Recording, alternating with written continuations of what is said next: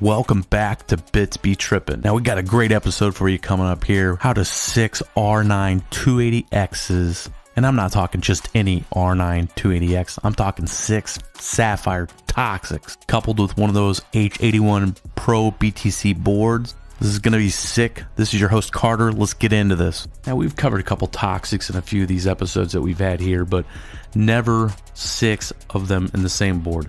We wanted to make sure that 1, this is achievable, 2, you guys can actually see this thing actually working and being built in front of you, and we'll stair step this thing right here for you. Now right out of the gate, I'm going to be straight up with you. We had some issues first setting this up, trying to get that 6th card going.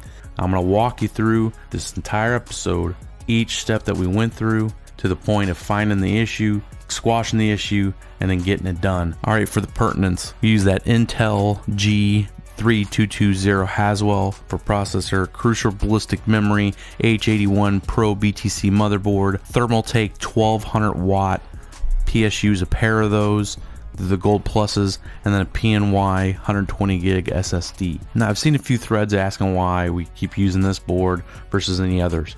It's simple, they freaking work. But there are some caveats with this board, and I'm going to highlight those here. First and foremost, make sure you plug in those 2 4-pin Molex connectors on that board. I've seen a few people saying, oh, they try to leave them unplugged. This board doesn't work without those plugged in, so you need to plug those in. Additionally, we do not use powered risers at all with this board on any of our rigs. It doesn't work right. We've tried both ways. I got video. I will show you. I will dedicate an entire episode to showing you how this board does not like powered risers. We've had several man hours trying to work with this board in various combos. The ribbon-based, unpowered risers, bar none, are the best. We have the most success with those. You'll notice in the video also we're using a modified version of our, what I would call our BTC case, the case that we have shown everybody how to build. We made a couple adjustments to it, some by suggestion and some by just seeing how the power supplies were connecting and attaching to the case. We added a couple cross member bars to be able to screw those power supplies in place and really made this case to be solid for 2 power supplies. In addition to that, I wanted to go ahead and highlight quickly adding in the adapter, the little metal piece that allows you to bridge the 2nd power supply and enable that and turn that on. You obviously want to cover that up.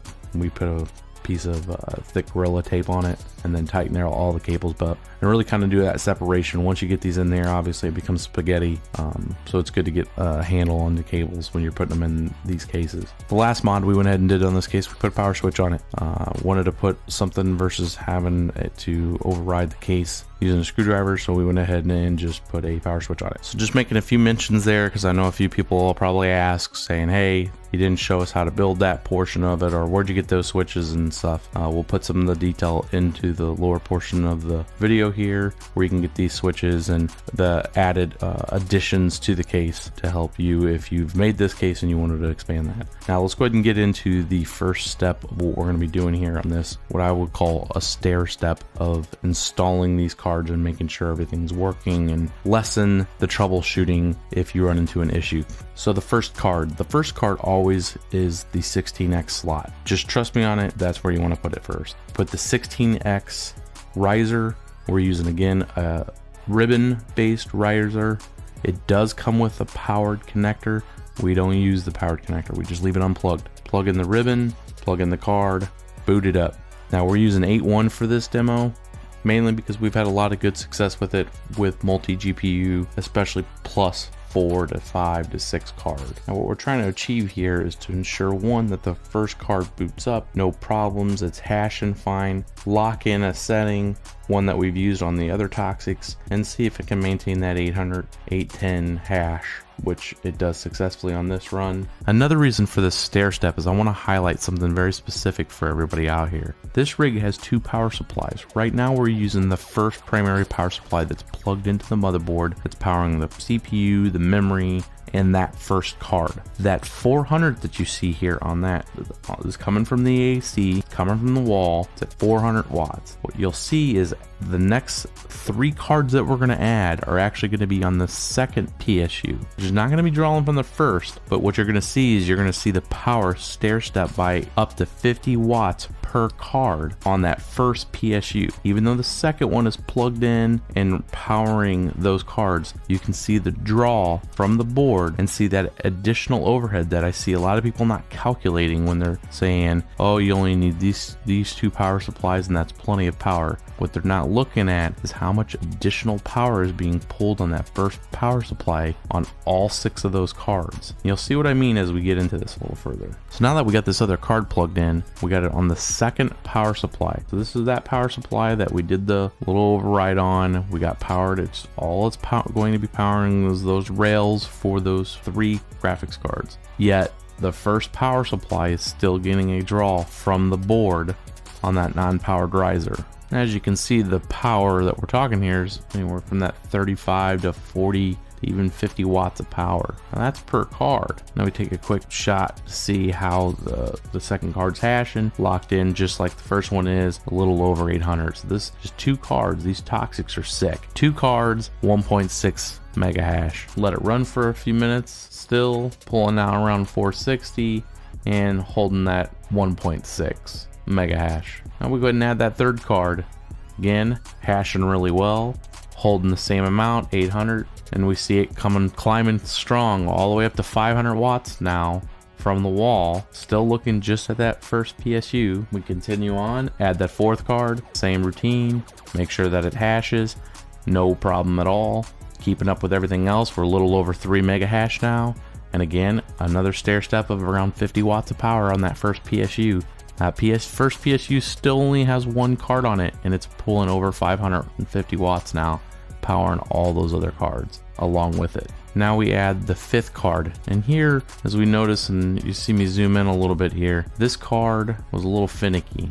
It was obviously showing lower than everything else in the hashing. I go ahead and point that out, showing that it's around 600 using the same settings. Now this is the second card on that first power supply, so we're close up to around 850, 900 watts AC from the wall now from that first power supply, still holding around 160. So I want to go ahead and take the 6th card, put it in that 5th card slot, and see if the cards are different. And as we can see here, swapping the cards out, this spare card is hashing with all the rest of them. So here we are, almost a 4 mega hash with the 5 cards in here. They're all holding around 807. Real strong runners. Again, taking a look at the kilowatt, close to 1,000 watts from the wall on that first power supply. And of course, it looks like all good things come to an end as we put the 6th card in there and find that Windows doesn't like to play with this particular card. Now, this is something that we did not experience with any of our 270 rig builds. For whatever reason, the 270 is set up fine.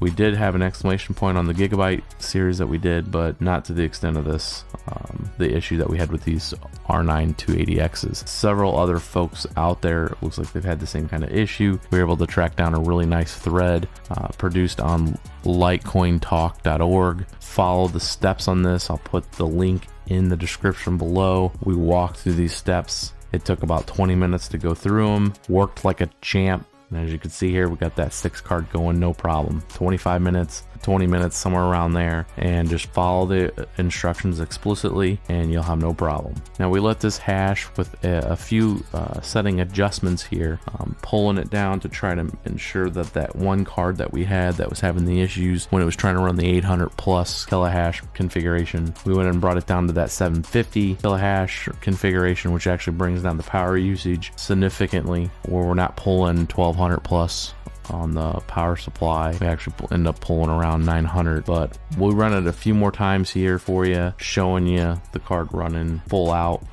Now, letting this run for a while, we see that the power requirement for this guy is close to 1275 watts from the wall. That's too much for these thermal tanks and to support the board and everything else that's going on. Now, obviously we could do some voltage mods, may hold that for another episode, but just what we have right here is too much. We have an extra CX600 off to the side. We're going to throw into this rig and go 3 power supplies. So So now that we got this in here, we got the CX600 powering the board, all the little peripherals that are needed, and that's it. And then the two 1200 watt thermal takes powering just the cards. You got 3 rails, sets of rails powering each set of 3 cards. So we got one thermal take on 3 of the cards, another thermal take on the other 3 cards, the CX600 powering the board and everything else. And yes, works like a champ. This brings the power usage down to around 900 per thermal take, keeping them nice and cool and efficient. Additionally, it gives you a lot more overhead if you're trying to do a lot of different testing. Sometimes you'll throw the settings that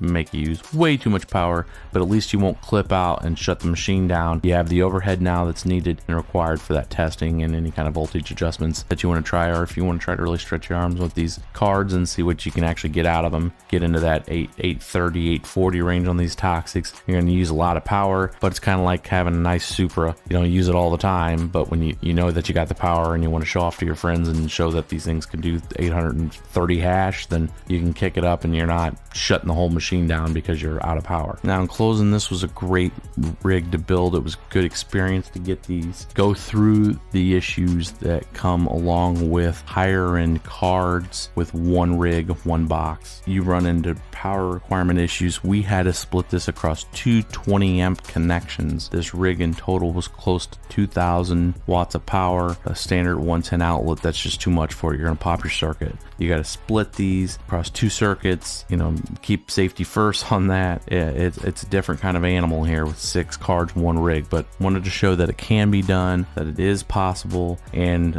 throw in the mix of having the 3 power supplies in there just to show how that works. If you have any questions, I imagine you guys will have all kinds of questions on here. How do we get it to work? What are the links to things? Put those questions on there. You obviously see that I'm try to be very interactive with y'all out there. Ask the questions, I'll get them answered for you. We got a few more cool things coming up this week and then next week, and see if we can get you guys some pretty awesome videos. Stay tuned.